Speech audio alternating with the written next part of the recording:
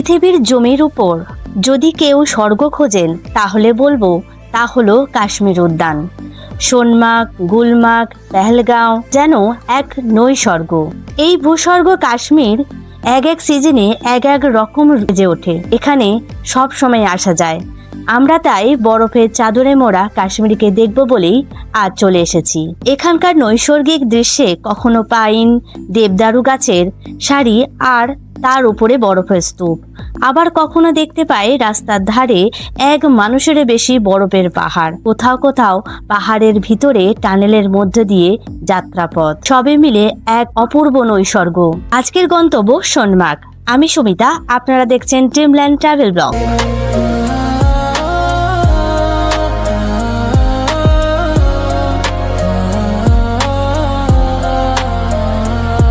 बहती नदियाँ जैसे वक्त बीता, चुपके से तेरे संग बिताए लम्हे हैं सब यादगार, दिल की धड़कन बन गई तेरी हर एक सांस। अब तो চলুন তাহলে আজকের সফরটা শুরু করি। প্রথমে বলি কিভাবে সোনমার্গ পৌঁছাবে। ডালগেটের 1 নম্বর গেট থেকে যে কোনো অটোয় করে প্রথমে যেতে হবে দরগা স্ট্যান্ড, সেখান থেকে কাঙ্গান এবং কাঙ্গান থেকে সোনমার্গ। এছাড়াও তোমরা এখানকার লোকাল ট্রান্সপোর্টও ব্যবহার করতে পারো।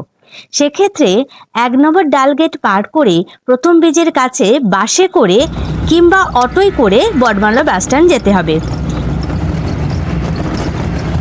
তারপর সেখান থেকে কাঙ্গান এবং কাঙ্গান থেকে একেবারে সোজা তোমাদের সোনমার্গ পৌঁছে দেবে। এখন আমরা দরগা বাস স্ট্যান্ডে এসে পৌঁছে গেছি।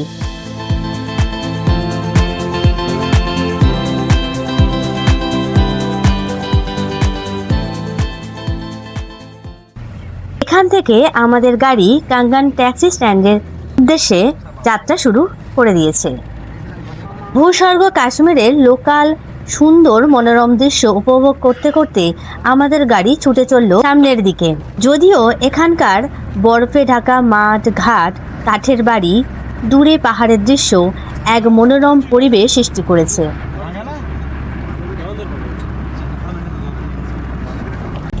কিছুটা দূরত্ব যাওয়ার পর সুন্দর একটি ওয়াটারফল দেখলাম, যদিও এটি আর্টিফিশিয়াল, ন্যাচারাল নয়।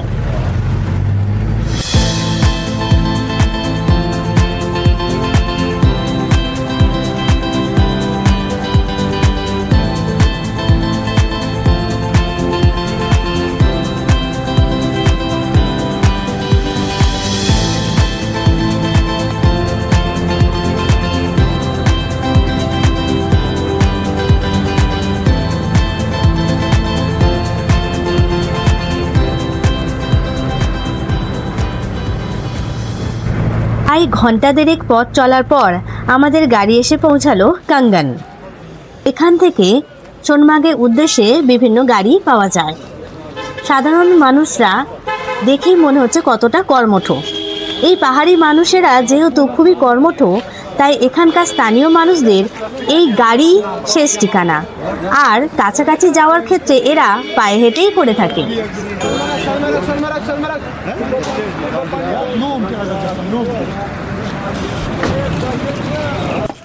এখানকার রাস্তার পাশে অনেক ছোট ছোট রেস্তোরাঁ বা হোটেল বা স্ট্রিট ফুড দোকান রয়েছে, সেখান থেকে তোমরা ব্রেকফাস্ট সেরে নিতে পারবে। আমরাও কিছু চিপস এখান থেকে পারচেস করে নিলাম।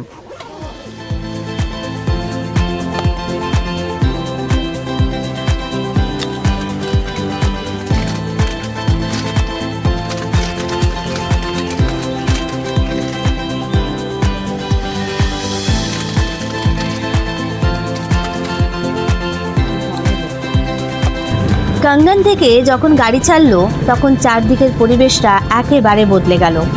পাহাড়ি পথের দুধারের বাড়ি, ঘাট, মাঠ সবই বরফের চাদরে মুড়ে গেছে।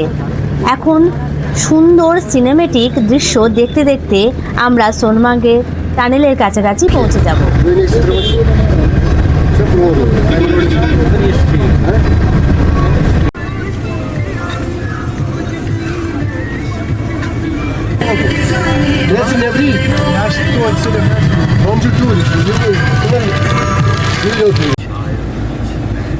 অবশেষে আমরা সোনমার্গ টানেলের সামনে এসে উপস্থিত হয়েছি।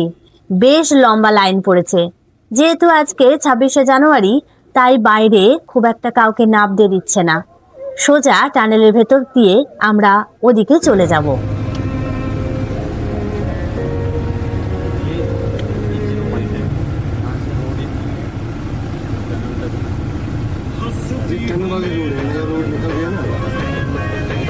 এবার আমরা সোনমার্গ টানেল ক্রস করব।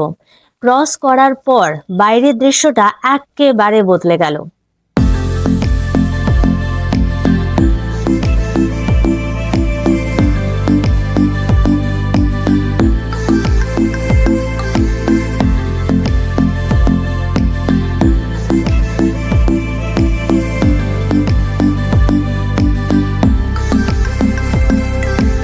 কাশ্মীর ভ্রমণে তৃতীয় দিন।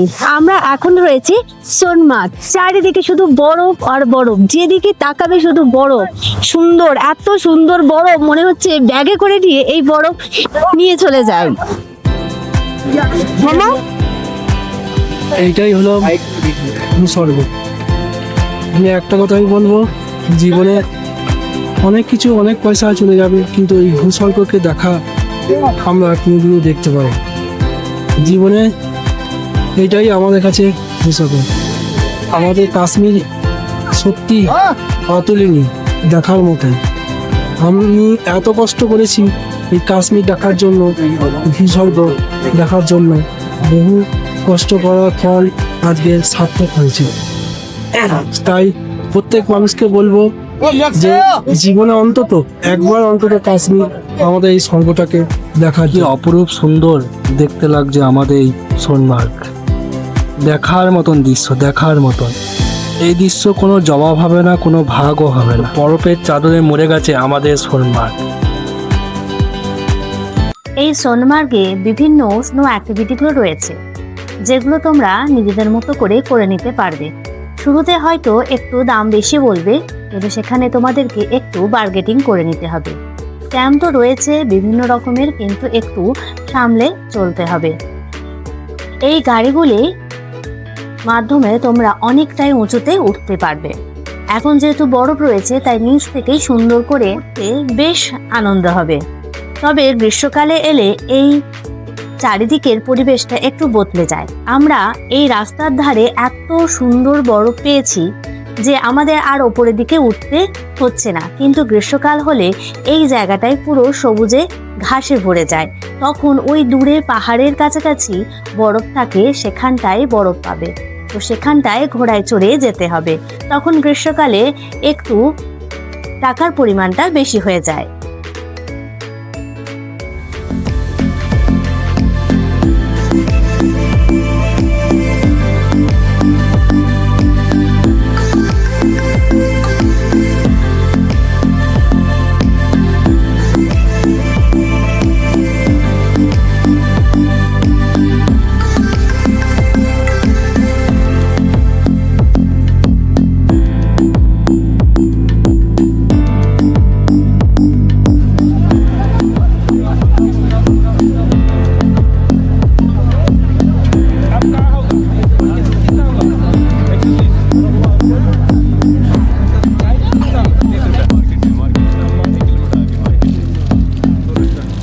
বেশ অনেকক্ষণ এই বরফ নিয়ে খেলার পর একটু খেয়ে নেওয়ার পালা।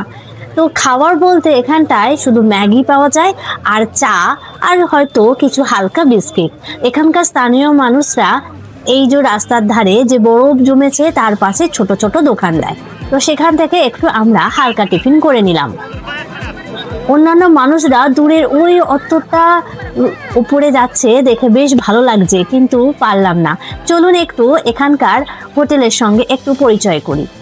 ভেতরে যাচ্ছি না, বাইরে থেকে জাস্ট তোমাদের দেখাচ্ছি। হোটেল রুমের একদম সামনে থেকেই বরফের স্তূপ হয়ে গেছে। ছোট ছোট বাচ্চাগুলো এই বরফগুলোকে নিয়ে বেশ নিজেদের মতো করে খেলা করছে। চলুন একটু নিচের দিকে যাই। এতটাই চারিদিকে বরফ ভর্তি হয়ে গেছে যে রুমগুলোর উপরে, গাড়ি, চারদিকেই বরফ ভর্তি। সিঁড়িটার কাছে বরফ হয়েছিল, যেটা সাইড করে নিয়েছে, আর সেখান থেকে বরফটা হালকা করে গলে পুরো রাস্তা পিছল হয়ে গেছে। রাস্তা কিন্তু খুব সাবধানে এখানে হাঁটতে হয়, না হলে একবার যদি কেউ পড়ে তাহলে আর রক্ষে নেই। আর ওই দিকটায় বেশ নিচু। বাবু অনেকটাই নিচে নেমে গেছে এবং সাইডের যে বরফগুলো এতটাই হয়ে গেছে যে সেখানটায় কোনটা রাস্তা আর কোনটা বরফের স্তূপ বোঝাই যাচ্ছে না। বাবু পা দিয়ে যে যাওয়ার চেষ্টা করলো কিন্তু অনেকটা ঢুকে গেছে, সেজন্য আবার উঠে এলো। এত বরফের মাঝে এই হোটেলগুলো কিন্তু বেশ কস্টলি।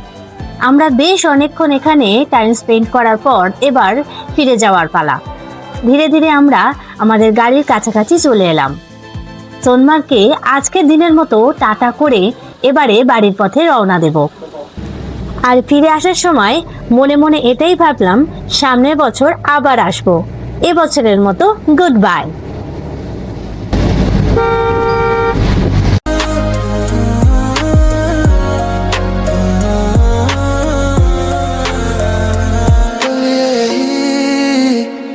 पल यही तेरे संग रह के मैं बन गया नया।